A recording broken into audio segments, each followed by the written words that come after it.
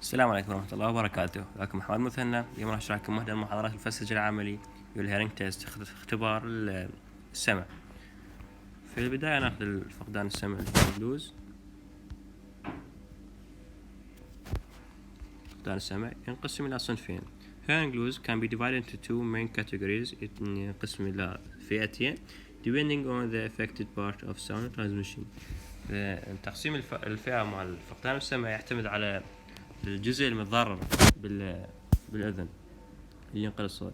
فعندنا أول صنف هو ال conductive hearing loss، من ناتج result from any disruption in the passage of sound from external air to the oval window.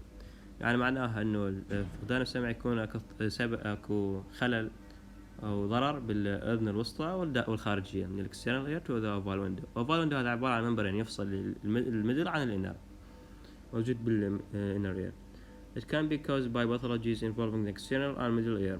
أمراض تصيب الأذن الخارجية والوسطى، تصيب الاكسترنال auditory meatus, tympanic membrane, ossicular chain.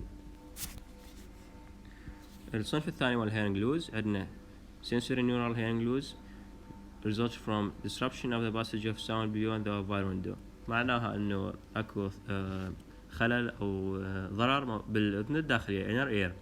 يعني من يقولك sensory neural hearing loss ناتج إنه أكو ضرر بالأذن الداخلية. Such pathologies can be located to the auditory receptor cells of the cochlea and the eighth cranial nerve. من يقولك sensory neural hearing loss معناها إنه أكو damage مثلا بالعصب القحفي الثامن، أو أكو مرض أو الأذن الداخلية متضررة أو بها مرض. Mixed hearing loss represent a mixture of both conductive and sensory neural hearing loss. الميكس يقول مزج من بين conductive والhearing and sensory neural hearing loss. يعني أكو من اللي عنده ميكس هذا البيجند، يعني عند الأذن الخارجي عندنا الأذن الوسطى والداخلية اثنيناتهن حتى الخارجية احتمال إنه بها مرض ما إذا توصل الصوت بصورة صحيحة وصار عنده فقدان بالسمع. الأسباب مال hearing loss عندك الكوندكتيف، عندك عدة أسباب، والسنسوري نيورال hearing loss حطت لنا كم سبب إنها صغير فأنت أحفظ نعرفهم. inflammatory swelling، أكو التهابات سببت إن swelling ينتفخ auditory meatus مثلا، تنسد tympanic membrane perforation، يصير به ثقب بطبلة الأذن، وموبايل ossicles، تكون العظام مال الأذن الوسطى غير ما تتحرك ثابتة بها متصلبة وهكذا. clinical examination of hearing، الاختبارات السريرية من يجينا بيشنت نفحص الصوت مالته، هي عندنا هواي اختبارات. أول شيء نبدي ناخذ good history، ناخذ من عنده is very important when starting the clinical examination. نبدي أول شيء نسوي let's start with inspection of external air، نتحقق من الأذن الخارجية، نشوف بيها deformities، تشوهات scars، ندوبات من عملية جراحية سابقة، infections، التهابات بالأذن الخارجية مالته، حتى بالexternal auditory meatus، بالقناة السمعية الخارجية. otoscopy، تنظير الأذن with portable otoscope or microscope، منظار مال الأذن يكون محمول، نشوف الأذن الخارجية والوسطى شلون بيهن أكو أمراض أو لا. will allow the examination of the external auditory meatus، نشوف يعني هذا الأوتوسكوب شو نشوف بيه، شو نستفاد من عنده، إنه نقدر نسوي فحص للexternal auditory meatus، نشوف بيه infections، discharge، wax infection، and إلما نفحص بعد بالأوتوسكوب نفحص التمبانيك membrane، إيش بيه perforations، بيه ثقوبات retractions، بيه انكماش متراجع pockets وossicles، وأيضا presence of ventilation tubes. عندك pneumatic otoscopy or the Valsalva maneuver. هذني pneumatic otoscopy و Valsalva maneuver can help the examiner assess the tympanic membrane mobility. الأوتوسكوبي هذا تنظير الأذن بالهوائي، والفالسالفا maneuver بين الاثنيناتن نستخدمهم حتى نشوف قابلية الحركة مال تمبانيك ممبرين. نيوماتيك اوتوسكوب هسه راح ناخذه. عندك الفالسالفا من يوفر مناورة فالسالفا انه نطلب من المريض يسحب شهيق ديب بريث، بعدين يسد الانف مالته والماوث همين خشمه حق اثنيناتهم يسدهم وينفخ هواء حتى نشوف حتى يصل الضغط على التمبانيك ممبرين طلبة الأذن نشوف يتحرك أو لا، نشوف قابلية الحركة مالته. عندك فحص ثاني عندك بالهاي الكلينيكال اكزامينشن مال هيرنج تيست هيرنج. عندك فري فيلد تيستينج. فري فيلد تيستينج هذا انه توقف فيه المريض على مسافة على طول الذراع مالتك ايدك، ووحدة الاذن تريد تفحصها تعرفها كل شي ما تسوي لها تصير قريب عليها على جهتها، والاذن ما تفحصها انه بوحدة من الديانات الثانية ايش تسوي بيها ضوضاء انه تلهي الاذن ما تريد تفحصها. وذيك الثانية توقف يمها على مسافة على طول ايدك وتبدي تهمس له ارقام وشوفه يسمعهن او لا. شوف كم واحد على الاقل 3 ارقام انت تقولهن يسمعها بصورة صحيحة. فاكو فيديو اذا تريدون انزلكم اياه على يوتيوب وتفهمون بعد شنو اقصد بالفري فيلد تيستينج. فقلت لك give a rough examination of hearing. The most frequently performed tests in the routine examination are the Weber and Rene test. أكثر اختبارات نسويها بالروتين اكزامينيشن مال الهيرنج هي الويبر and ريني تيست. وأيضا عندك بيور تون أديومتري، يعني مثلا كاين اختبارات نفحص بها السمع، بيور تون ويبر وريني تيست في فري فيلد نيوماتيك اوتوسكوبي فالسالفا، وأيضا بالأوتوسكوبي بالأوتوسكوب. هذين كلهن نسويهن اختبارات نفحص بها السمع. عندك هذا الأوتوسكوبي هذا شكل الجهاز المنظار مال العين. الأوتوسكوب تنظير الأذن يعني عفوا تنظير الأذن منظار مال الأذن. الأوتوسكوب تنظير الأذن using an otoscope منظار مال الأذن. This is a simple outpatient examination that provides information about the external auditory canal with the tympanic membrane and some aspects of middle ear too. هذا الأوتوسكوب المنظار مال الأذن يعطيك معلومات عن مثل ما قلنا قبل شوية عن القناة السمعية الخارجية وطبلة الأذن وبعض جوانب الأذن الوسطى. أيضا البروسيجر شلون تصير سهلة، إنه أول شي تجيب المنظار وتفحص الأذن السليمة شوف بيها شنو الطبيعي بيها start with the uninfected air كش ما بيها to get an idea of what is normal for this patient. شنو الطبيعي مال هذا، شنو الأذن الطبيعية أذن تكون بها طبيعي لهذا المريض. فأول شي تفحص uninfected air، بعدين شو تسوي تجيب بك the largest speculum أكبر منظار هذا ينشد على الأوتوسكوب that will comfortable يعني fit بإذنه بصورة مريحة in the air to ensure the good view حتى يكون عندك نظرة جيدة بالإذن مالته. hold the otoscope like a pen يعني تمشي المنظار مثل القلم and use your right hand for the patient's right ear and the left hand for the patient's left ear. يقولك اكمش المنظار هذا مال الأذن بيدك اليسرى من تفحص الأذن اليسرى مال المريض، والزلمة باليدك اليمنى من تفحص الأذن اليمنى مال المريض. يقولك هنا بعدين have your little finger extended to rest on the patient's cheek to ensure you stay a constant distance away. همين اصبعك الصغير الخنصر افتحها مده على وركزه على خليها تركز على الخد المريض حتى توفر انه مسافه ثابته بين المنظار والاذن مالته ما يتحرك. Have a quick look behind the ear and at the pinna for any scars or signs of infections. باو على شوف خلف ورا اذنه اكو التهابات، شوف الصوان والأذن مالته بندوات أو أشياء أخرى.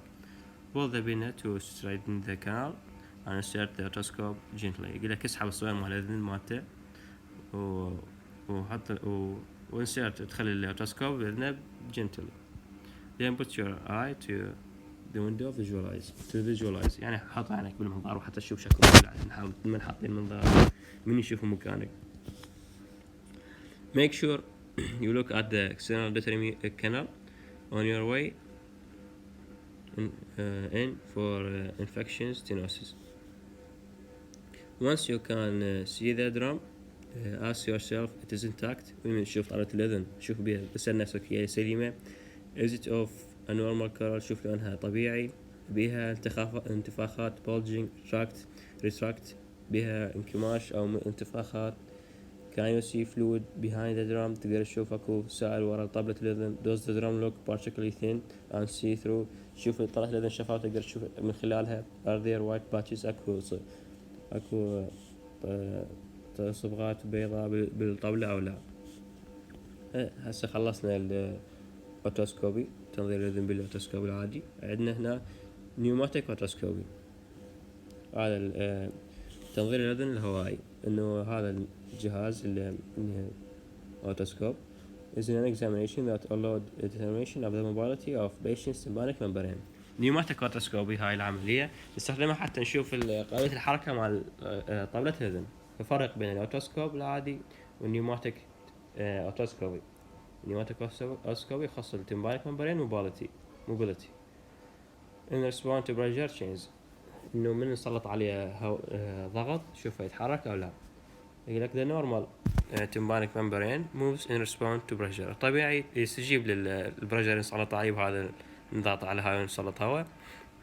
بس الغير طبيعي immobility الغير طبيعي ما يتحرك ما يستجيب. فأسباب الاموبيليتي may be due to fluid in the middle ear. شنو أسباب شنو أسباب خلينا طبلة الأذن ما تتحرك؟ ممكن يكون بيأكو فلويد بيها بالميدل اير. perforation اكو بيه ثقب بالطبلة الأذن. or tympanosclerosis اكو tympanic membrane تكون طبلة الأذن تتصلب بسبب مرض. among other reasons اكو أسباب أخرى. The detection of middle ear effusion by pneumatic otoscopy is a key in establishing the diagnosis of otitis media with effusion. النيوماتيك otoscopy نستخدمه حتى نشخص ان المريض عنده التهاب بالأذن الوسطى أو لا. خلصنا هاي التستات نجي على أهم تيست مهم وروتين أكثر شي نستخدمه ووبر تيست ورني. أنا أشرح بس على ووبر تيست حسب الدكتورة ضيفته بالمحاضرة. فنقول لك the ووبر تيست هاي التعريف مالته used for quick and simple screening test for evaluating hearing loss. إنه سهل وسريع ومفيد وبسيط حتى نقيم الهيرنج لوز نعرفه سببه conductive لو sensory neural hearing loss. In normal hearing an individual will hear equally on both sides of the ear. بالحالة الطبيعية بالسمع الطبيعي بالأشخاص من طبق ووبر تيست عليه راح يسمع صوت متساوي بكل الجانبين مال الأذن.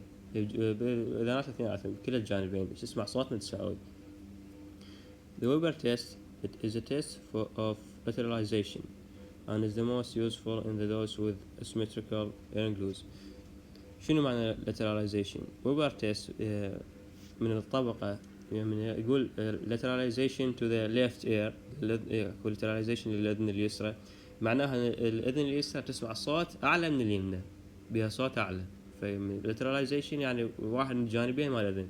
من يقول لي اليمنى lateralization to the right ear معناها أن تسمع صوت أعلى من صوت عالي أكثر من اليسرى وهكذا. Weber test principle أساس مال Weber test. The inner ear is more sensitive ليش sensitive to sound via air conduction than bone conduction.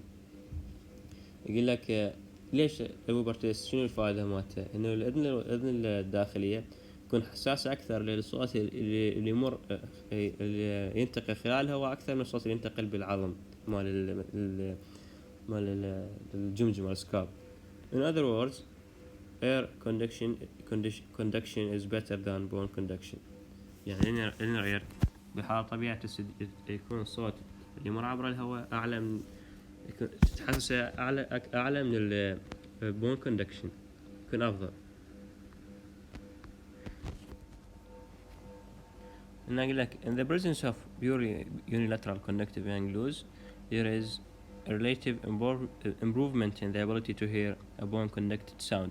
يقول لك إذا عند المريض البيشنت عنده conductive hearing loss فقدان السمع يكون conductive يعني مشكلة بالأذن الوسطى والخارجية. unilateral يعني واحدة من الأذنات من الأذن مالته جهة واحدة كنت أحسن بقدرة إنه الأذن حتى تسمع لنا الصوت من خلال العظم. يقول لك movement in the ability to hear a bone connected sound. كنت تحسن قدرة إنه تسمع الصوت من خلال العظم. ثاني إفكتات يقول لك masking effect و occlusion effect. mask effect شنو معناه؟ The sound heard by the affected ear has less environmental noise reaching the cochlea via air conduction عفوا. بالماسكينج افكت يقول لك الصوت ينسمع بالاذن المصابه يكون اقل، يعني ناصي، ما يسمع يعني صوت ناصي اللي من ينتقل خلال الهواء. يعني من نجيب تونينج فورك ونسوي نضربها شوكة رنانة، نضربها حتى تطلع لنا صوت بها بالمالتها شوكة رنانة، وينتقل الصوت عبر الهواء للأذن المصابة، يكون سماعها قليل، يكون ليس environmental noise، الصوت ما يصلها بسرعة، يعني يكون أقل للأذن، صارت هوسة. البيشنت المريض عنده conductive hearing loss، يعني مشكلة وين انسداد بالأذن الوسطى، أكو مشكلة والخارجية ما توصلنا صوت للأذن الداخلية. فمن يجينا الصوت عبر الهواء ما راح نسمع، يكون قليل، عكس نسمعه خلال العظم. فأقول لك بالماكسينج افكت الصوت ينسمع عبر الهواء يكون قليل ليس. occlusion effect هذا التأثير الانسداد، تأثير الانسداد. most of the sound transmitted via bone conduction travels through to cochlea. يقول لك بالاوكلوجن افكت الصوت ينقل اغلبيته خلال العظم conduction bone conduction ينتقل قبل الكوكيلا للقوقعة مال الأذن الداخلية. however some of the low frequency sound dissipate out of the canal، يعني يقول لك الأصوات اللي بيها تردد قليل بعد إنه تتبدد خلال القناة بالconductive hearing loss. هاي الماسكينج افكت واوكلوجن افكت، إنه يصير بيها الأذن من يصير بيها conductive hearing loss راح يصير بيها تحسن إن تسمع صوت أعلى من أعلى الصوت اللي ينتقل خلال العظم أعلى أكثر من اللي ينتقل خلال الهواء. يعني بعبارة أخرى الكوندكتيف هيرنج لوز، المريض من نجي نسوي له ويبر تيست، نسوي له اختبار ويبر تيست، الأذن اللي بيها كوندكتيف هيرنج لوز راح تسمع صوت أعلى، صوت أعلى، لأن الصوت ينتقل بالعظم يكون استجابته أقوى وأكثر حساسية، أعلى من الصوت ينتقل خلال الهواء. هسه اكو صورة راح اوضحكم اياها نكمل الاختبار ونجي نسوي يعني تشخيصات. An adult tuning fork of choice for Uber test. يقول لك بالوبر تيست نستخدم tuning fork شوكة هنا. ليش نستخدمها؟ tune maintains مالت الصوت يبقى long after the tuning fork late، يعني يبقى مدة طويلة بعد انه tuning fork has been struck، يعني الصوت مال شاكر هاي tuning fork يبقى لمدة أطول حتى ورا ما ضربنا صدمنا هاي الشوكر هنا. and cannot be detected by the sense of bone vibration، وما يقدر يتحسس الصوت مالتها بالbone vibration، therefore preventing misinterpretation of the vibration as sound. tuning fork ويش يستخدمها بالوبر تيست؟ إنه الصوت مالته يبقى لمدة طويلة وما نقدر نتحسس مالته الاهتزازات، لأن الاهتزازات ممكن يسوي لنا خطأ بالحسابات بالتشخيص، لأن الاهتزاز يمكن نعتبره المريض إنه هو الصوت. فهذا شكل tuning fork. Audiometric tuning fork generally consists of the tense U-shaped bronze the stem tense والsteam and the foot plate. هذا tense U-shape والsteam مالت الجذع والفوت بليت. striking the tuning fork، يعني نضرب التونينج فورك شلون بما نضربها ما نضربها بحديدة. hold the tuning fork by the stem between the thumb and first finger. لزمها tuning fork بس بيدك هو between the thumb and first finger، يعني مش أي حالها أي شيء تكون بطل مي. strike the tens اضرب مالته هاي ال U shape 1/3 of the way from the free end of the bronze onto a firm but the elastic object. هاي صايرة هسه يقول لك اضرب هاي الستيم مالتها 1/3 ثلث away من هذا النهاية مالت الفري اند اوبجكت يكون مطاطي الاستيك او مثال اخر يقول لك بالني بالركبة او الالبو يضربها التونينج فورك يضربها بال مالتك الالبو او الني بال 1/3 هنا في المكان هذا ثلث المسافة من النهاية ابتعد على شوي يعني هي ما يحتاج قياس تم طبيب قبل تضربها وين ما كان مو متهززها بس مو بأوبجكت قوي مثل حديدة أو شيء لو بلاستيكي لو أنت تضربها على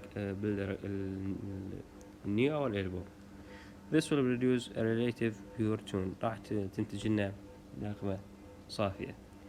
Avoid the striking the tins onto a hard surface يعني لا تضربها مالت التنز سطوح تكون صلبة as this may damage the tuning fork and reduce multiple overtune. من تضربها راح تخربها انت فتقوم تنتج تونات متعددة وتختلف الترددات مالتها يعني كل شوكة رنانة بيتردد معين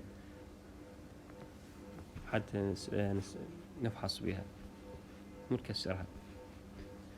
Performing Weber test شلون نسوي؟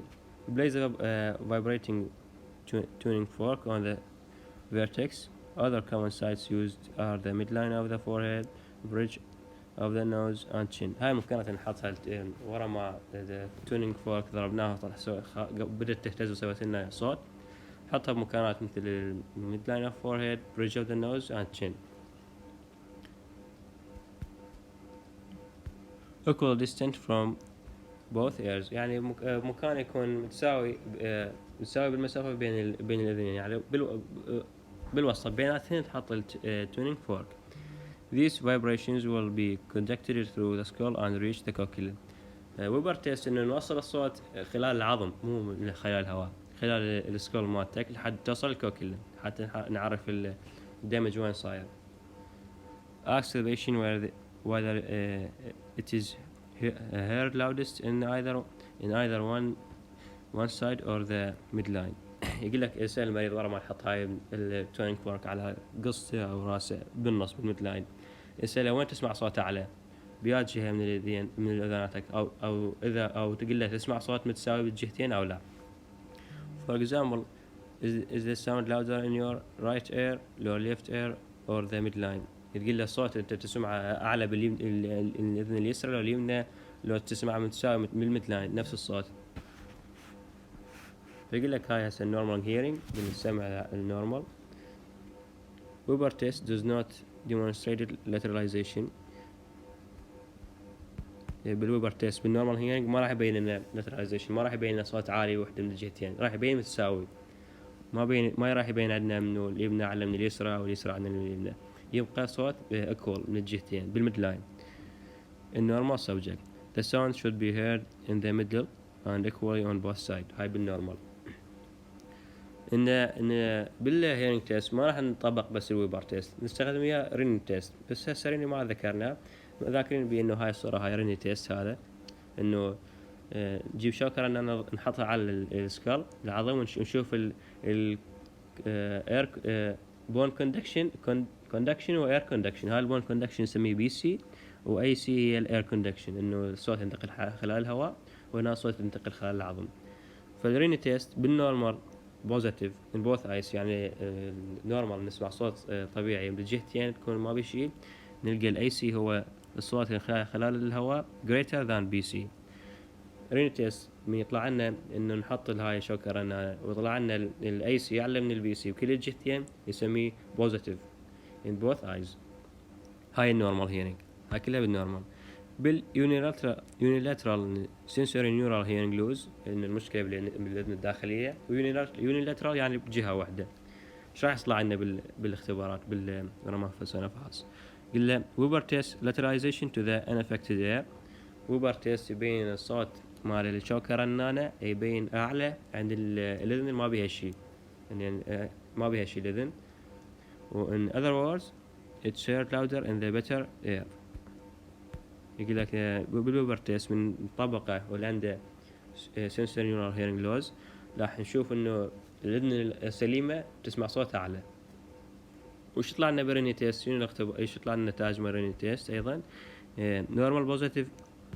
normal positive on the affected ear AC greater than BC، و normal positive on the unaffected ear AC greater than BC. بالريني تيست يطلع لنا بوزيتيف باليمنى واليسرى،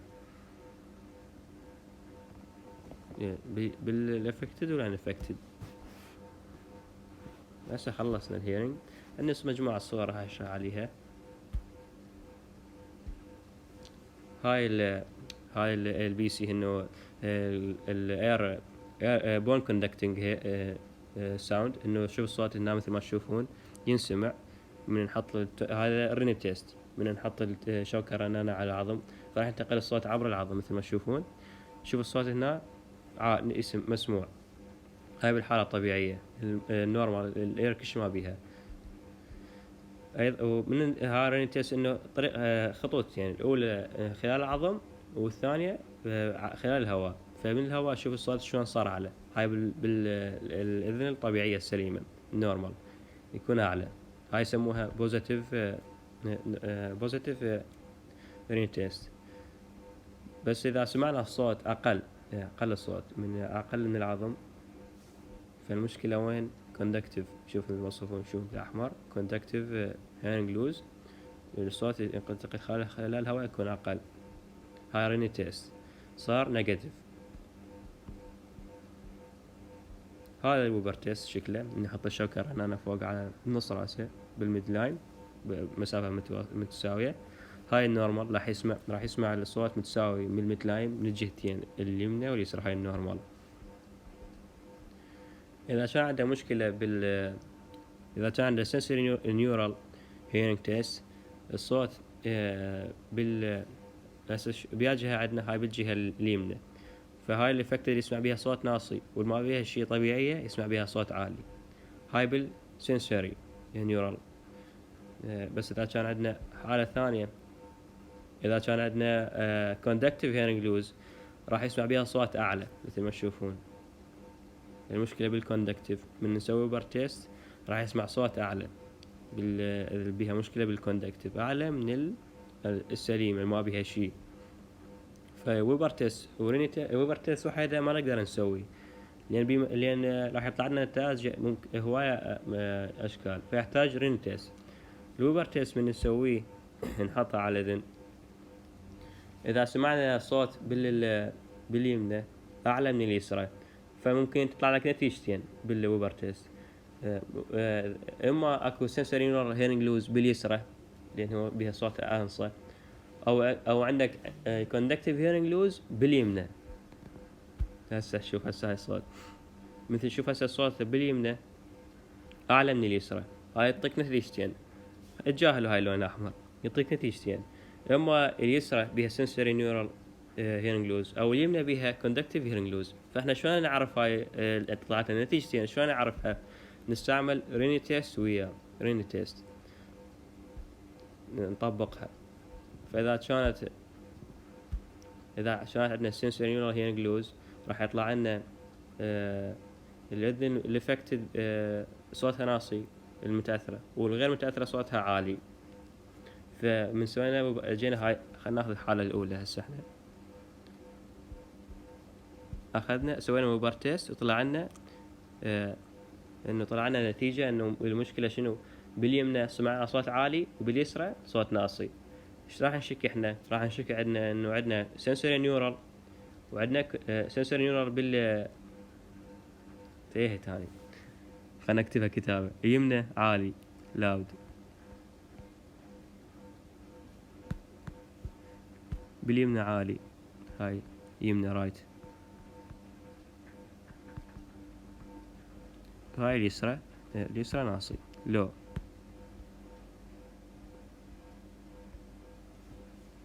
سوينا وبر تيست طلعنا باليمنى عالي وباليسرى ناصي الصوت. فاحنا شو نشك انه اول لو عنده سنسوري نيورال هيرنج لوز باليسرى، او عنده كونكتيف هيرنج لوز باليمنى. فشلون نطبقها؟ جيب لنا ووبر تيست، ريني تيست، ونجي نفحص. فاذا عنده سنسوري نيورال هيرنج لوز، راح يطلع لنا هاي الشكل انه عالي باليمنى وناصب باليسرى. وبالريني تيست راح نلقاها اثنيناتهم نورمال بوزيتيف اون ذا افكتد اير، انه صوت من نجي نحطه على اذنه راح يسمعها عالي هنا وعالي هنا، اثنيناتهم عاليات. يعني الكوندكتيف ما بيشي يوصل صوت. وسمعنا ناصب باليسرى، اذا المشكله وين؟ عندنا سنسوري نيورال باليسرى. وهاي خلاص انتهينا. اكو فيديوهات اذا ما فهمتوا المحاضره هاي مال وبار وريني، فيديوهات راح انزل ويا المحاضره. شكرا. واذا ما فهمت عندكم اسئله موجودين هنا على التليجرام، اي سؤال ببالكم اسالوه.